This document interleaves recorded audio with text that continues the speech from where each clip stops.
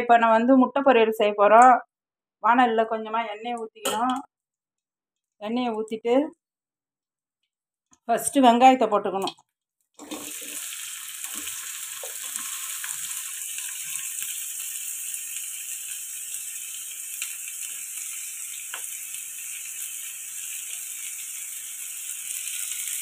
போட்டுக்கினே நல்லா வதக்கணும்.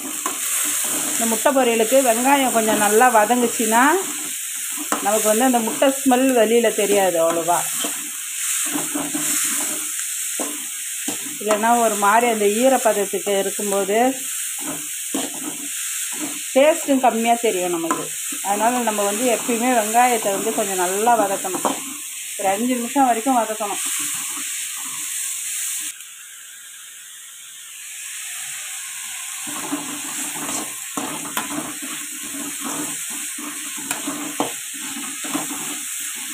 இப்போ வெங்காயம் வந்து நமக்கு நல்லா வதங்கி இருக்குது. இந்த மாதிரி கொஞ்சம் கண்ணாடி பதம் வர அளவுக்கு நல்லா கொஞ்சம் வதங்கணும்.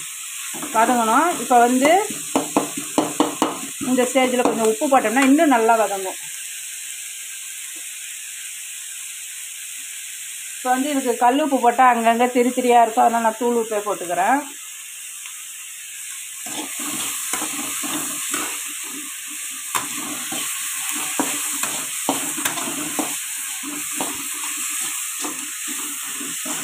உப்பு போட்டால் இன்னும் நல்லா வதங்கிடும், சட்டுன்னு வதங்கிடும். இப்போ இந்த மாதிரி ஒரு கலர் மாறுது பாருங்கள். இந்த வெள்ளை கலர் போய் ஒரு மாதிரி நமக்கு ப்ரௌன் கலர் மாதிரி வரும். அப்படியே லைட்டாக ஒரு கலர் வரும். இந்த கலர் வரக்குள்ள நம்ம வந்து இந்த கருவேப்பிலை, இந்த பச்சை மிளகாய் எல்லாத்தையும் சேர்த்துக்கணும்.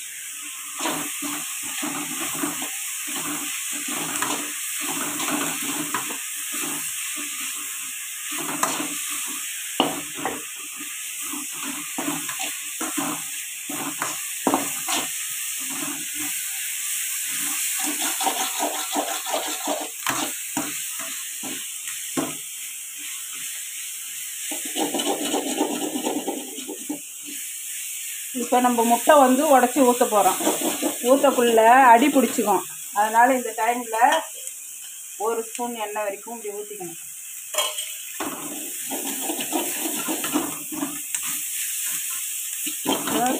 ஸ்டவ்வை சிறுவாய்க்கணும். இப்போ நம்ம முட்டையை உடச்சி ஊற்ற போகிறோம்.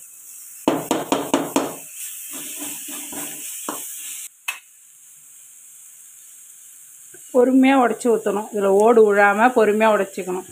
நீங்கள் வேணால் ஒரு பாத்திரத்தில் உடச்சி ஊற்றி கூட ஊற்றிக்கிங்க. நான் வந்து பொறுமையாக செய்கிறேன், ஒரு ஓடு கூட விழாமல்.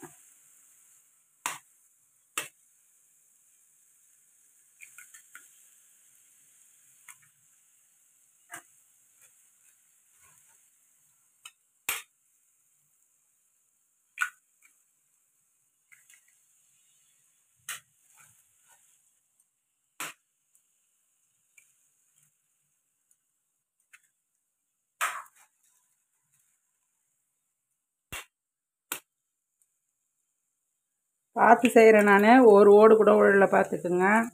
நீங்கள் உங்களுக்கு வந்து இது மாதிரி ஊற்ற வராதுன்னா மொத்தமாக ஒரு பாத்திரத்தில் உடச்சி ஊற்றின்னு கூட நீங்கள் ஊற்றிக்கலாம்.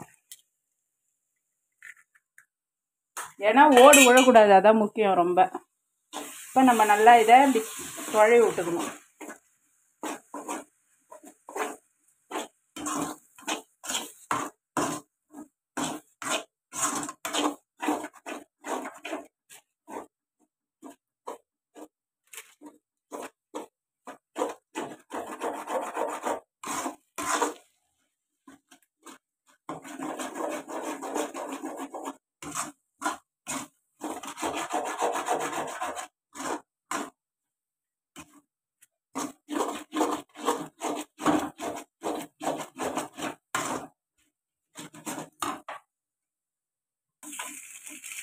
இப்போ இந்த ஸ்டேஜில் நம்ம வந்து முட்டை பாருங்கள் நல்லா வதங்கிடுச்சு.